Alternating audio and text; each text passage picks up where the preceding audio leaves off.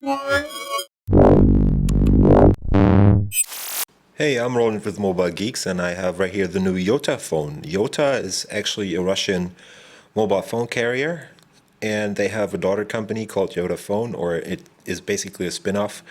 And the company is actually dabbling with a couple of different mobile phone concepts, and this one is actually coming to market right now. It launched today. I can't tell you the price right now, but we'll put that in an annotation on the video.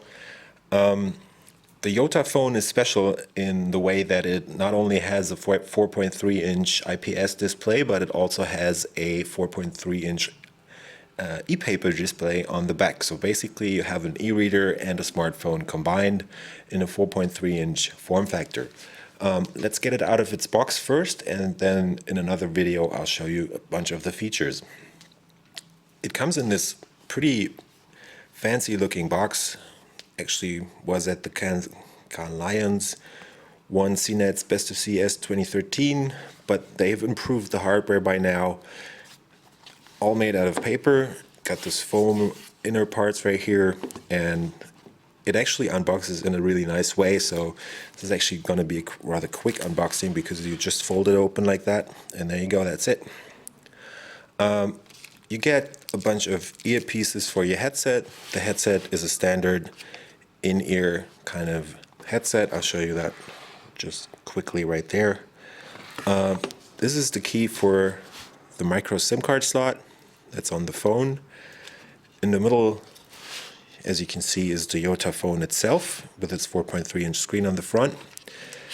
Over here in this compartment you get a standard micro USB cable, and up here is a standard micro USB or USB charger, which has a pretty neat feature. When you plug it in and plug in the phone, this part in the middle, the logo, actually lights up, and when you've done charging, it turns off the light, and so you know that the phone is charged without even touching it.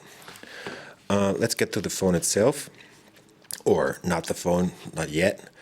This is the Russian Quick Start Guide. This device actually came straight from Russia, so we only have the Russian guide in the box. There is another Quick Start Guide they gave us in English, German, French, Italian, and Spanish. And what it does is it basically tells you how to use the phone, because there are a bunch of special features on this. So they're actually using touch stripes on the front and on the back, but I'll show you that in a second. So you might want to, this is the first phone where I actually had to read the Quick Start Guide to be able to use it. But once you've started using it, it's actually pretty self-explanatory. Down here we have a voucher for 1,000 rubles, as my colleague told me, who's able to actually speak Russian. So you'll be able to download apps for free or for 1,000 rubles from YotaPhone's App Store, where they're going to be releasing a bunch of apps that are specially designed for the YotaPhone, and they won't be available from the Android market, I guess, or Play Store as it's called nowadays. And in here you get a little cloth to actually clean the screens, which is again telling you how to use all those touch gestures on the phone. Let's talk about the phone for a second. I'll turn it on for you. The device is actually based on a Qualcomm Snapdragon S4 Plus CPU, which is an MSM 8960 dual-core 1.7 gigahertz chip from Qualcomm, as I said.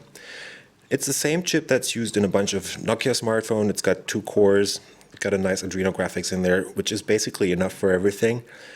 This device is actually placed in the kind of high-end market, so the price is probably going to be a bit higher than you'd expect.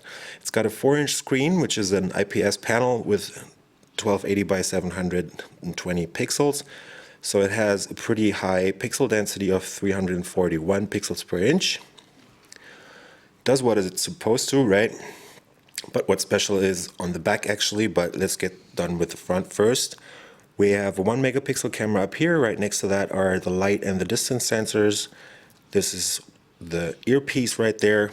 Down here under the screen is actually a stripe of capacitive buttons, or it's not actually buttons, it's just a capacitive field where you can actually do gestures. So you actually go back to the home screen by swiping to the right, and if you swipe to the left, you'll go back in any app, whatever you're using, right?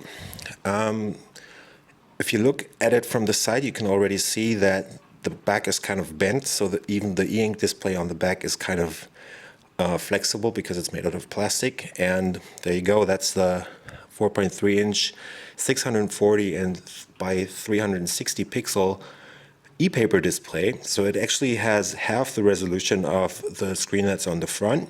It's got grayscale, that's for sure, and you're actually not able to use any like touch screen stuff on this because this is not actually a touch screen, but you have a touch sensitive field down here which makes you able to do a couple of different gestures on the phone. This is a 13 megapixel camera. You have an LED flash right there. Again, this is supposed to go in the high-end market. It's got 2 gigs of RAM and 32 gigs of onboard flash storage. So actually, it is pretty well equipped.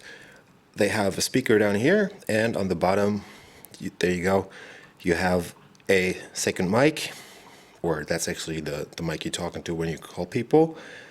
The micro USB port, and nothing on the right. On the top, that's the micro SIM card slot, which is actually combined with the power button. So you press here and you insert the SIM key right there and the whole thing comes out.